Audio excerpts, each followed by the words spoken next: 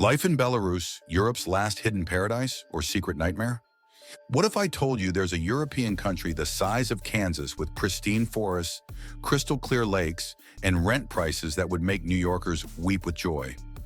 A place where your monthly apartment could cost less than a single dinner in Manhattan, yet you'd have access to world-class education, lightning-fast internet, and some of the cleanest air on the continent? Welcome to Belarus, Europe's best-kept secret that most Americans can't even find on a map. Today we're diving deep into what life is really like in this mysterious Slavic nation. And trust me, by the end of this video, you'll either be booking a plane ticket or crossing it off your list forever. Let's start with something that'll blow your mind. Belarus covers 80,000 square miles. That's literally the size of Kansas, or about as big as England and Wales combined. But here's the kicker. It only has 9.5 million people. To put this in perspective, while New York City crams 8.3 million people into just 300 square miles, Belarus spreads less than 10 million across an area 250 times larger. We're talking about 46 people per square mile compared to Manhattan's insane 70,000 per square mile. What does this mean for you? Picture this: clean streets, breathable air, and that rare commodity Americans are losing fast: personal space. Lots of it. Now here's where Belarus gets interesting.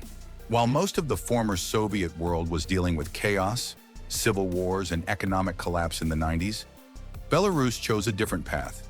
For over 30 years, they've maintained rock-solid political and social stability. The result? Cities that look like they jumped out of a sci-fi movie, with perfectly preserved Soviet architecture, Swiss watch precision in how everything functions, but with that authentic Slavic soul. It's no coincidence that tech giants like EPAM, Wargaming, and PandaDoc all emerged from this stable environment. But here's the million-dollar question. What's the real cost of this stability? Let's talk money, because this is where Belarus will absolutely shock you. A coffee in Minsk, $1 to $2. A solid restaurant meal, $5 to $10. A nice apartment in the capital center, up to 10 times cheaper than London or Paris. I'm talking $400 to $800 for a two-bedroom apartment in downtown Minsk. In Manhattan, that wouldn't even cover your weekly MetroCard and bodega runs. And taxes? If you're working as a freelancer or entrepreneur, you're looking at 13 to 20% to the Belarusian government. For most Americans used to getting hammered by the IRS, this might feel like winning the lottery. But man, this is important. These lower costs come with proportionally lower local salaries. It's all about perspective in what you're bringing to the table. Here's something that'll make every nature lover's heart skip a beat. 40% of Belarus is covered in forests. We're talking pristine pine, spruce, and oak forests, where the air is so clean it practically sparkles. The country hosts Europe's last primeval forest, the Białowieża Forest, a UNESCO World Heritage Site where European bison still roam free. Imagine having unlimited access to thousands of crystal-clear lakes, navigable rivers, and endless forests. For anyone coming from a polluted, overcrowded American city, this literally feels like paradise found. Okay, let's address the elephant in the room, the famous Slavic beauty stereotype. And yes, there's truth to it. Belarusians tend to be tall, with striking Slavic features, and there's a culture of personal care and fitness that's immediately noticeable on the streets. Both men and women maintain active lifestyles, and it's common to see people of all ages exercising outdoors even in winter. But here's the reality check. This same beauty culture can be intimidating for immigrants. The social pressure to stay in shape, dress well, and project a polished image can be overwhelming if you're coming from a more relaxed culture. Plus, dating culture in Belarus is completely different. Tinder isn't king here. Face-to-face social contact is still the norm, though this is changing with younger generations. Here we hit one of the toughest aspects of Belarusian life: making friends. Belarusians are polite, respectful, and professional, but they can also seem reserved and initially cold. It's not personal, it's cultural. There's something called the Slavic Wall, a real phenomenon describing how difficult it initially is to establish deep connections with locals. Americans, used to more immediate friendliness, might find this jarring. But here's the payoff. Once you break through this barrier, Belarusian friendships are deep and lasting. They value authenticity and loyalty, and if you demonstrate these qualities, they'll welcome you like family. Traditional Slavic hospitality means you'll be invited into their homes and treated like you belong. The Belarusian education system is seriously underrated. From elementary through university, it's practically free, even for immigrants who obtain residency. Universities like Belarus State University and the National Technical University are gaining international recognition. For American parents drowning in thoughts of college debt, this represents a golden opportunity. Your kids can access world-class education without mortgaging their future. Plus, the Belarusian system emphasizes math, science, and languages, crucial skills in today's job market. Belarus offers excellent opportunities, especially in tech, engineering, agriculture, and manufacturing. The country has become a regional tech powerhouse, with Minsk's High Technologies Park hosting over 1,000 companies. Salaries, while lower than Western Europe, offer high local purchasing power. But here's the catch. Mastering Russian or Belarusian isn't optional for serious career advancement. While many tech companies use English as their working language, leadership positions in most public sector jobs require local language skills. We can't talk Belarus without mentioning winter. And no, it's not just a bit cold. It's a complete experience that can last 5 months.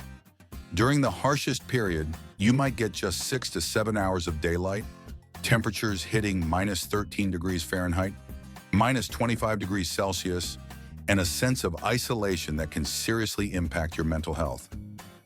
Seasonal affective disorder, ERSAD, is common among expats not used to these extremes. However, Belarusians have developed an entire winter culture, including skiing, skating, saunas, and legendary New Year celebrations that can last weeks, all designed to survive the dark months. Minsk is undoubtedly one of Europe's most underrated capitals. With its impeccably preserved Soviet architecture, wide avenues, and abundant green spaces, the city combines grand socialist urban planning with modern amenities in surprising ways. Public transport is efficient and cheap, streets are safe even at night, and proximity to nature is unmatched. You can be in the city center in the morning and walking through pristine forest in the afternoon. Belarus is a regional leader in sustainability and renewable energy. The country has achieved the seemingly impossible, maintaining steady economic growth while preserving its vast natural resources. Recycling isn't just an option, it's a way of life. Belarusians recycle so effectively that the country has become a model for other post-Soviet nations.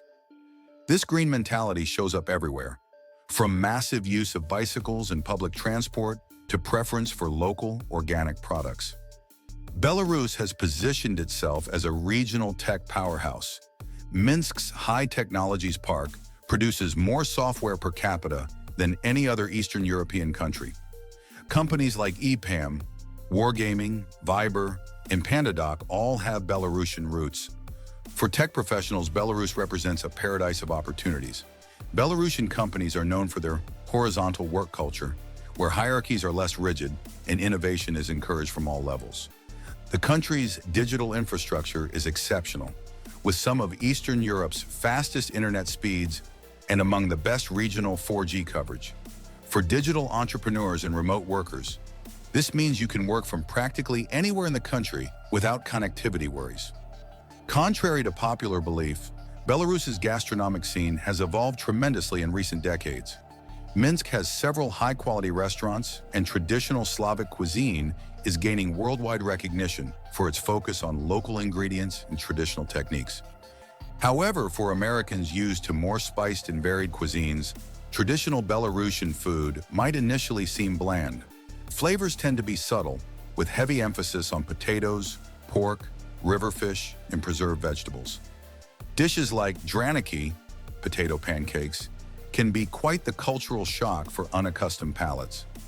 The advantage is that major cities have excellent variety in international restaurants, thanks to the country's cultural diversity. While Belarus maintains high social stability indices, mental health reality is more complex than statistics suggest. Long winters, social pressure to maintain a perfect image, and difficulty establishing deep social connections can significantly affect expats' psychological well-being. The Belarusian health system, though basic, offers free psychological support, and society is becoming more open about mental health topics. Cognitive behavioral therapies are widely available, and there's growing awareness about emotional well-being importance. So is Belarus the paradise it could be? The answer is complex. For certain personality profiles, especially those who value stability, nature, low cost of living, and a peaceful lifestyle, Belarus can truly be paradise. For others, particularly those seeking warm weather, vibrant nightlife, extreme cultural diversity, or a more extroverted culture, it might not be the best choice. What's undeniable is that Belarus offers exceptional quality of life for those willing to adapt to its culture, learn the language, and tolerate long winters. It's a country that works, where institutions are reliable, where you can confidently plan your future, and where your children can grow up in a safe and stimulating environment. Success in Belarus depends on mental and emotional preparation for change. You can't just arrive with romantic expectations.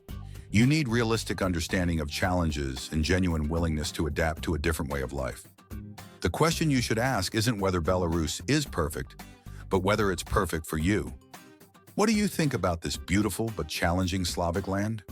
Would you consider making the move to Europe's last hidden gem? Drop your thoughts in the comments below. I read every single one.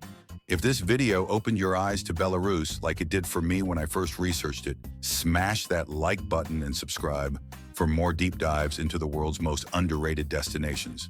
Trust me, we're just getting started with these hidden European gems. And remember, the decision to move anywhere is deeply personal and requires careful consideration of your individual circumstances, goals, and capacity for adapting to change. But sometimes the best adventures start with the most unexpected destinations. See you in the next one.